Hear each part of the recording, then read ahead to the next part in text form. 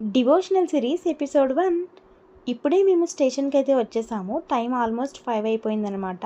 మా ట్రైన్ వచ్చేసి 5:30కి ఉంది కాబట్టి ఇంకా ఇప్పుడే ట్రైన్లోకి అయితే ఎక్కి సెటిల్ అయిపోయాము. తిరుపతి వెళ్తున్నామంటే నాకు మాత్రమే కాదు, చాలామందికి ఒక స్పెషల్ ఫీలింగ్ అయితే ఉంటుంది కదా. చాలా పాజిటివ్గా పీస్ఫుల్గా అనిపిస్తుంది. జర్నీ స్టార్ట్ అయ్యే ముందే వైబ్ అయితే ఫీల్ ఉంటుందన్నమాట. ట్రైన్లో తినడానికి మేమైతే ఇంకా ఫ్రైడ్ రైస్ తెచ్చుకున్నాము. సో అది తిన్నాక కొంచెం రిలాక్స్ అయ్యి చాలాసేపు అట్లా మాట్లాడుకున్నాం అనమాట. ట్రావెల్లో ఇలా క్యాజువల్గా మాట్లాడుకుంటూ టైం స్పెండ్ చేయడం చాలా బాగుంటుంది. ఇంకా నైట్ అయిపోయింది కదా, సో బెడ్షీట్స్ అన్నీ సెట్ చేసేసుకొని కంఫర్టబుల్గా సెటిల్ అయిపోయామన్నమాట.